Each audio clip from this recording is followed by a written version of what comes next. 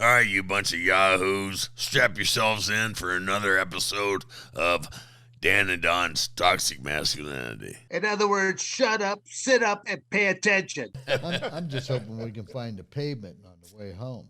Yeah. That'll be a big step. Oh, pavement's about a mile and a half that way. Yeah, I've heard that before. Yeah. Go down to where the turkey was last September and take a right. There's a woman in the book called the Spider Woman. She has a real name, but we couldn't use it. Yeah.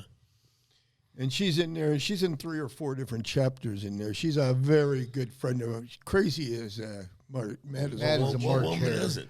What woman is it? Tell me that. yeah. Well, this one is like the one that all the other women strive to be. Got an advanced degree. But she in used to live on a mathematics. ranch in Hamul in San Diego County down in California, and it was the same thing. You drive, and then you turn, and then you drive down a smaller street, and then you turn onto an even smaller, then you turn into a dirt street, and you drive, and you turn off to another dirt street to find her place. And when we're driving down her, I'm like, Jesus, it's like going to the Spider Woman's house. Yeah, what? So, yeah, same thing. That's what I thought. Dirt roads. Only thing missing was a stream. You obviously, if you would have came in the other direction, there is a stream. That's It's a dry, I should say, it's a dry, Of course. dry creek right now. Of course. You came up the hill, right? We came the back way. I mean, we were on dirt roads for at least 25 we minutes. couldn't You came up the find steep incline. we couldn't find Cloud 9. Yeah, that's the cheap. I'm sure we passed it Golden twice, Ranch going two Road, we different found directions. that. And then Equestrian Trail, Yeah. which eventually became a coyote den. Well, we went down when we turned off onto the dirt on Equestrian Trail. We made a right. We took the right fork instead of the left fork, which was Golden Ranch. Right.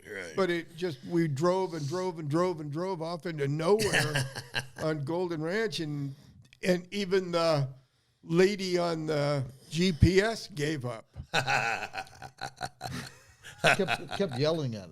Turn around, you dodos. Make a U-turn, turn around. You fucked up. Turn left in 50 feet, turn right in 60 feet. We're like, what? She was stuck on the left for like 20 minutes. Take a left at 600 feet. Or you done that. Well, there's nothing there but a gate and a cow. Right. Anyway, we eventually found it. It was an adventure. Well, we could have given you directions, or we were told that you all could find your way, Well, not, we did. not to bother. Took about 20 minutes longer than we thought it This is would. called veiled sarcasm. With a thin veil. Very thin. Yeah, it's not covered up very well. But you gentlemen just drove in from, Tucson? Tucson. Right? Okay, so you live 17 miles. And, well, we went way more than 17 miles. 17 this time. miles only took 17 minutes till 17. you got to the dirt, Yeah. and then it took another half hour. Yeah. Pretty much. I mean, most of it's just driving up Oracle. Because we live on Orange Grove, about 3 miles west of Oracle. So we came down Orange Grove to Oracle. We got on Oracle. We drove up. We got off on Golden whatever. Golden Ranch. Golden Rancho. So what do you guys do now? You do And after that, podcasts? things just went to hell in a That's it. handbag. Yeah, that's podcasts. Yeah, that's all I can do now. Yeah, I got a feeling that's not the truth and the whole truth. I'm just curious, you guys came to Tucson again years ago, and you guys have ran project after project. You guys have just never have left. Well, it's only been 4 years now that we both lived here. I lived here 2 years, and he's lived here 2 years. 2 years. So I've lived here 4 years total. We've left. I mean, I lived in the Sudan. For I mean, a year and a over half. time, from the early 1960s to now, I mean, I've lived in Massachusetts, North Carolina, Texas, California, Germany, Kuwait. I mean, all over the place. He's lived in Vietnam and Thailand. well, he came from Minnesota originally. Oh, yeah? Yep. Which of the 10,000 lakes? And one muskie. And there is only one muskie. I went there. I spent some time in Minnesota. A guy named Brad Reagans. Brad Reagans broke me into pro wrestling over there. Well, I still remember Vern Gagne. yeah, he worked for Vern, yeah. And Minnesota was a What hotbed was there the other for- guy? Pretty Boy, something had the pink. Well, your governor. Oh, well, Jesse. Jesse I like Devine, Jesse. Ventura, yeah. I knew Jesse. He's when he like was a every seal. other- I liked him Seal. until I met him. And then that was Well, it. He's a SEAL. when he was actually when we say it, it's pronounced this way, seal. But he was a big kid. He was up at Tandushan when I was over at CCN. Yeah. But Tandushan was a naval base in Da Nang, where all the nasty boats went out from, and they had a SEAL detachment right there. But he was there when same year I was at CCN. He's that old? Huh? He looks much better than you. He shaved his head. You've got to be kidding me. Boy, he's like Arnold Schwarzenegger, you know. When you quit working out, man, all that muscle mass turns to flap. You've done pretty well for yourself, by the way. Thank you, but I'm not that quite old yet, so. Yeah, well, you're what, 50? 6, yes, sir. It's a good year for Chevrolets. Yeah, ain't that right? Yeah. 55, 56, 57, yeah. Yeah, the transmission fit in all of them. Yeah? From the 54 or 55 through the 62, the same engine and the same transmission. 283 and the standard transmission. I know because I used to steal them. Yeah. I used to break into junkyards and tip the suckers up on the side. I had two guys that I knew that we could take a transmission out of a Chevy in under 11 minutes and be gone with it. Was there a big demand at Oh, that yeah. time for? Oh, yeah. Okay. Yeah. And he's thinking about a new career right now. He's, Oh, today you got to have an MIT how much- degree to get in there. I read up a little bit on you guys. You were his coach in college? Is that Well, basically, I was coaching at Arizona State University at I the thought time. it was the other way around. No. He's the old one. Oh, this finger pointing a bit old. I don't like that combination. Well, yeah. Okay, but no, I was coaching. I'm from earlier when you asked where we're from. I'm from the state of Michigan, born and raised from Michigan, and then went to college at Arizona State. And then upon graduation, I ended up coaching alongside Bobby Douglas. A couple of my younger brothers basically were at a place, and Don shared a room there with at the same household. It was a pigsty. I mean, literally, it was one of those places. I was that, born in Highland Park. Oh, really? Yeah. But no, this is kind of like we talked about that earlier today. I wouldn't be wearing t-shirts and shorts here in Michigan today. It was going to start off with a nice, cool 25 degrees and warm up to 30, I can't 35. believe you're wearing a T-shirt and shorts right now. But it's because I'm freezing. It's because I'm from Michigan and you guys have been out here and That's you're true. acclimated Yeah. to this temperature. I'm still from Michigan right now, so I'm good. Shut off that fan, please. The funny thing is, I was born in Southern California. He was born in Detroit. but he was raised in northern Minnesota where he could spit into Canada. He loves the heat. I hate it. Arizona summers are brutal. I mean, when the brochure reads, you're guaranteed 100 days of 100-degree weather or better. Oh, that brochure is right. Yeah. And I suffer when it starts moving north of 100. Oh, me too. I spent a year with a Bedouin tribe out in the middle of what the Saudis called the empty quarter, testing radio. Well, it actually wasn't a year, it was 9 months. And it was, I got the assignment through punishment, which is how I went through most of my assignments. Punishment. You're going to Ranger School.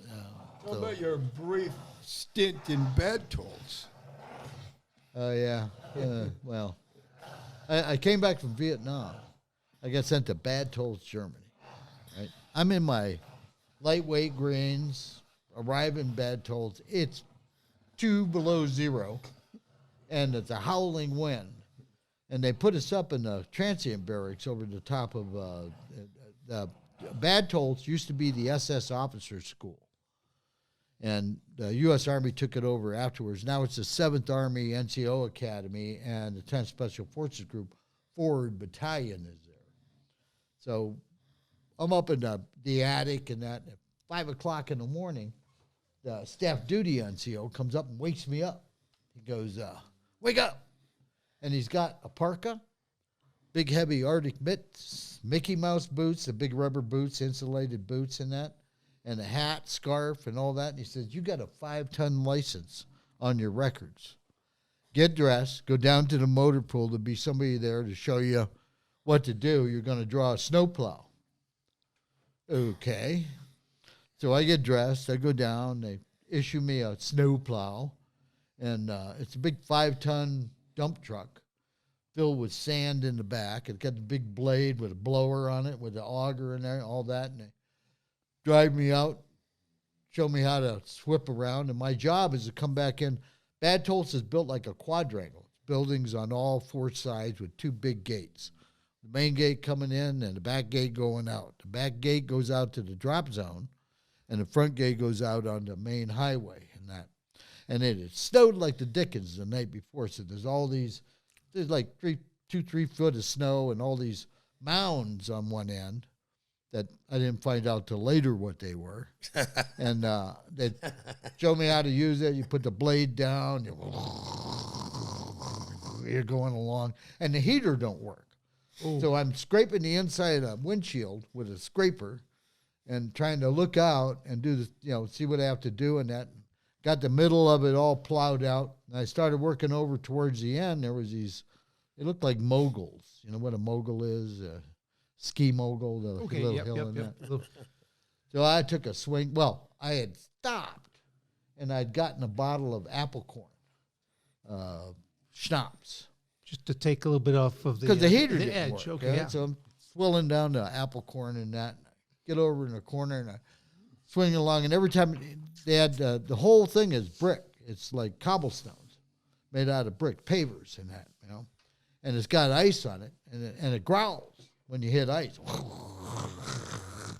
So I clink, and I went through one of the moguls, and I kept going out the back gate. I turned the blower on, and the Opel engine shot out the blower.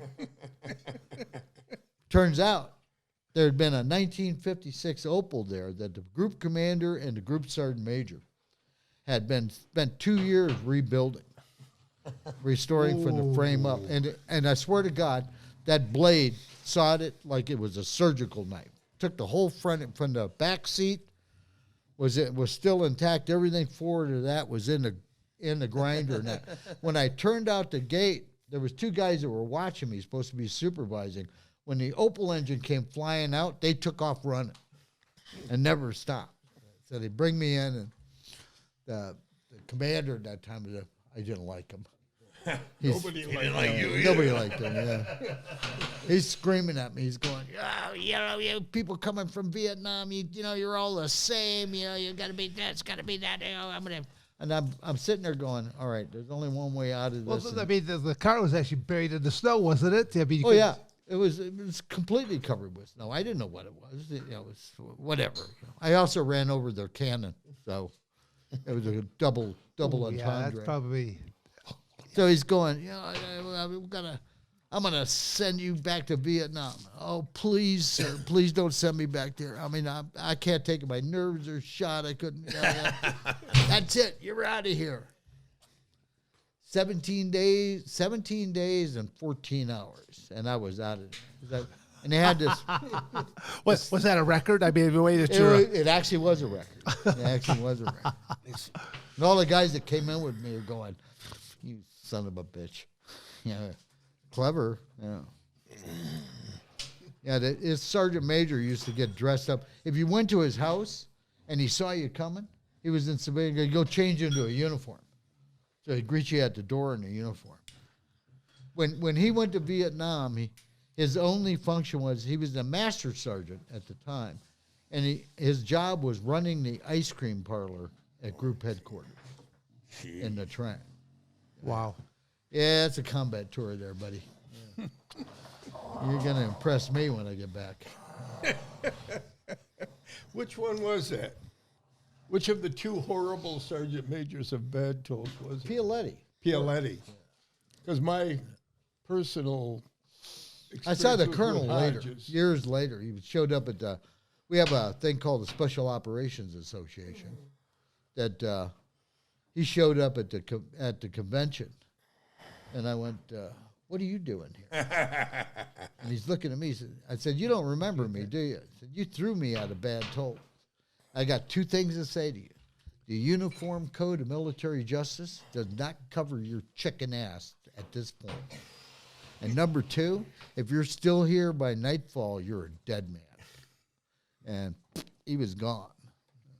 Of course, I had Jay Graves with me. Yeah, well, that helps. Kept pulling his Derringer out. Want me to shoot him? Did I shoot him?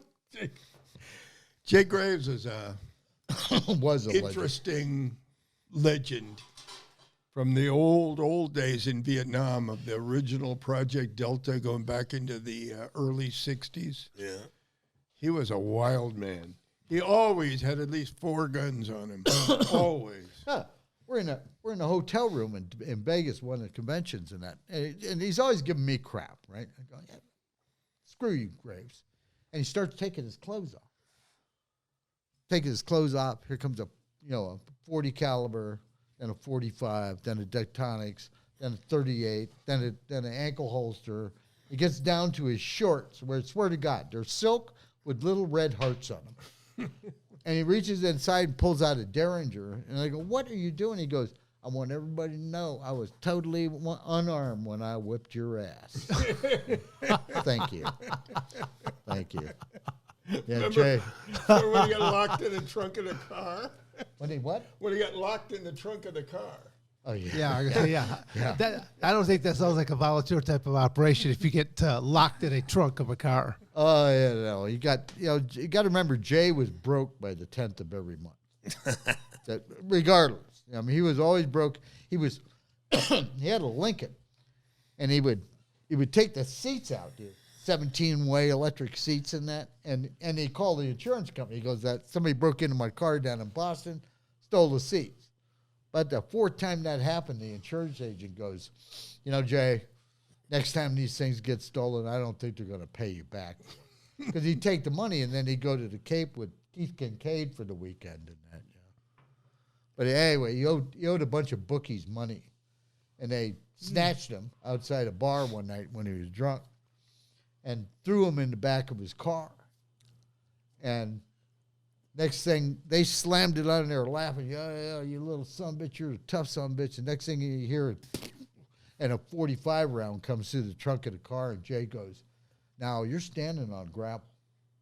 The first thing I hear, I'm going to fill full of holes. Open this trunk." Interesting guy. He's a prominent character in the first couple of chapters. Yeah. How many overall chapters are in the There's book? 22 stories. 22. Now, well, there's 22 chapters. I think there's 2 stories that take 2 chapters, and the rest of the chapters are an individual story. The rescue of some kids out I'm of one Algeria. of the founding fathers. The rescue of some kids from Algeria takes 2 chapters. And when we were in Russia, it takes 2 chapters. Those are and the rest are all individual stories. So, yeah, we were in the kidnap recovery business for a while. Yeah. I loved it. I bet. Never really made much money, but it was very Had satisfying fun. Yeah. to get some kids back that have been kidnapped. It's a vicious crime when you steal someone's loved one. Yeah, And just remember this: get the money from the client while the tears are still wet on their cheeks. Because the minute they get their loved one back, they get amnesia about owing you any money. Oh yeah, yeah. We got a guy out of China, and he never paid in full. I was on my motorcycle. I went up to see him, and he's like, "I hope you're not here because you think I still owe you money." And I said, "Well, you do still owe me money, but I'm not going to make a big fucking thing about it, because why?"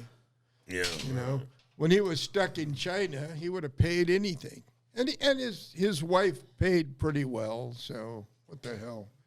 And same with the kids. You know, once the deal's done, they forget about what they might The still fear, owe. right? Yeah. But we had some fun doing that. Yeah. Some Let me tell you something. All those people that tell you they're going to help you, like the State Department and that bunch of sissies up there at George Washington U, the only thing they'll give you is the address to the nearest gay bar. That's it. The people that held true were like the Union Course, the Corsican Mob.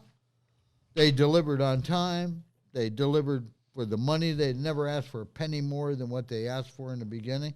And when one of the people screwed us, they actually burned his boat to the water line. As that's not a good idea. This is a friend of ours, a capiche, Well, you know?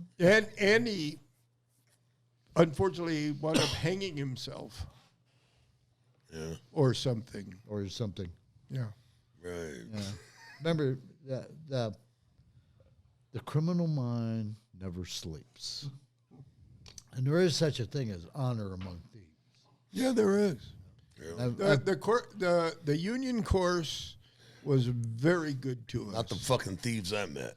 They're no honor. Well, They were assholes. amateurs. Or, you got to talk to the people that have been in the business for. Thank you for watching another episode of Dan and Don's Toxic Masculinity. You better like, subscribe, and share, or I'm going to come to your house.